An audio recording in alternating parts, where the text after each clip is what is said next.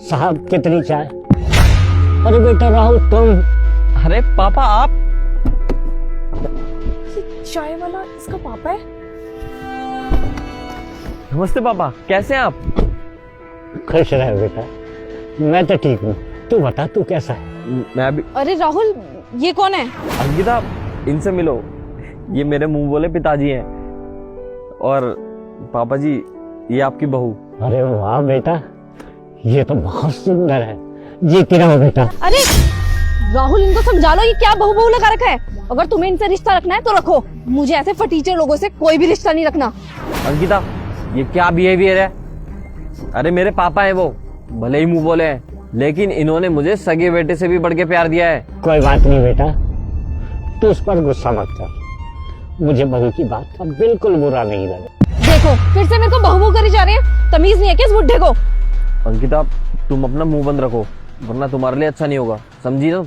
अरे छोड़ ना बेटा, तू बता तू यहाँ कैसे?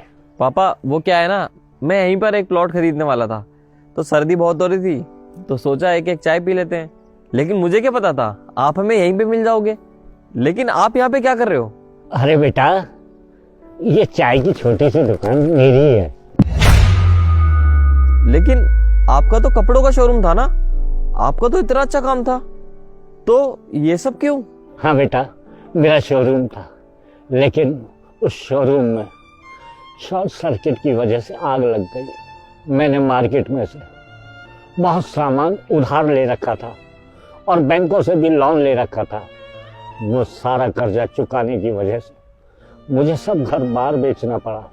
और बेटा, थोड़े से जो पैसे बचे थे उससे मैंने ये चाय की टपरी खोल ली। अब बेटा, गुजारा चलाने के लिए कुछ तो करना ही था। अरे पापा जी, इतना सब कुछ हो गया और आपने मेरे को एक बार भी नहीं बताया। आपने मेरे को पराया कर दिया ना? नहीं बेटा, ऐसी बात नहीं है। मैं तुझे अपना बेटा ही मानता हूँ, लेकिन मैं उस हादसे को बर्दाश्त नहीं कर पाया। बस बेटा, जो मुझे अच्छा लगा मैं वही करता आया। लेकिन बेटा, अब पुरानी बातों को याद करने से कोई फायदा नहीं। अच्छा छोड़ो वो सब। बेटा तुम्हें चाय पीनी थी ना? आओ बेटा, मैं तुम्हें चाय पिलाता हूँ। आओ। राहुल, तुम्हें जाना है ना इस फालतू की चाय की टपरी में, तो तुम जाओ, मैं गाड़ी में ही बैठ रही हूँ, तुम पियो यहाँ की चाय। अंकिता, चलो चुपचाप। क्यों है? चलो।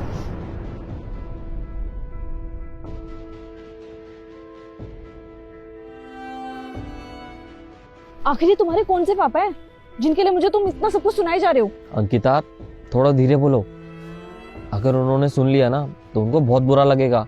अरे भले ही वो मेरे मुंह बोले पापा हैं, लेकिन उन्होंने मेरे को एक सगे बेटे जितना ही प्यार दिया है। अंकिता, बहुत कुछ किया है इन्होंने मेरे लिए। ऐसा किया क्या है इन्होंने तुम्हारे लिए? अंकिता, तुम्हें पता है, जब मैं कॉलेज पढ़ता था ना, तो मैं इनके यहाँ पे रेंट में रहता था, और इन्होंने मेरा ख्याल एक बाप की तरह रखा है। कभी मेरे को किसी चीज़ की कमी नहीं होने दी, हमेशा मेरा ख्याल रखा है। तूने क्या खाया है, क्या पिया है, तूने पढ़ाई अच्छे से की है कि नहीं। और तो और अंकिता, इन्होंने कभी भी मुझसे किराया नहीं लिया, क्योंकि इनको पता था कि मेरे घर के हालात क्या हैं। मैं पैसे नहीं दे सकता था, और ना इन्होंने कभी मेरे से जिक्र करा उन पैसों का। और जब तक मैं इनके साथ रहा ना अंकिता, इन्होंने मेरे को कभी भी एहसास नहीं होने दिया कि मेरे पिताजी मेरे साथ नहीं है। और तुम्हें पता है अंकिता, जब मैं काम शुरू करने वाला था ना, तो मेरे को पैसों की ज़रूरत थी, तो मेरी किसी ने भी मदद नहीं करी सिवाय इनके। इन्होंने मेरे को उस टाइम पैसे भी दिए। बेटा, तुझे अपना काम शुरू करने के लिए पैसों की ज़रूरत थी ना, तो ये ले पकड़ बेटा, ये कुछ पैसे हैं, इनसे अपना तू काम शुरू कर। अगर ये पैसा कम पड़ता है तो और पैसे मुझसे ले लेना। लेकिन पापा, इतने सारे पैसे, ये तो मैं आपको लौटा भी नहीं पाऊंगा कभी। अरे बेटा, तुझसे लौटाने को किसने कहा है? अगर मेरा भी बेटा होता तो क्या मैं उसे पैसे नहीं देता? क्या उससे वापस मांगता? बेटा, मुझे तुझ पर पूरा भरोसा है, तेरा काम जरूर चलेगा, तू चिंता मत कर। थैंक यू सो मच पापा। अंकिता, आज मैं जो भी कुछ हूँ ना, सिर्फ और सिर्फ इनकी बदौलत हूँ। और आज मुझे इनकी हालत देख के बिल्कुल भी अच्छा नहीं लग रहा। बस अंकिता, मैंने डिसाइड कर लिया है, आज से पापा हमारे साथ रहेंगे। राहुल मुझे माफ कर दो, मुझे नहीं पता था इन्होंने तुम्हारे लिए इतना सब कुछ किया है। पापा हाँ बेटा। प्लीज मुझे माफ कर दो, मैंने आपको जाने अनजाने में इतना सब कुछ बोल दिया। अरे क्या बात कर रही है बेटा, कोई बाप अपने बच्चों की बात का बुरा मानता है क्या? तुम बैठो, मैं भी चाय लेकर आया। देखा तुमने मेरे पापा कितने अच्छे हैं।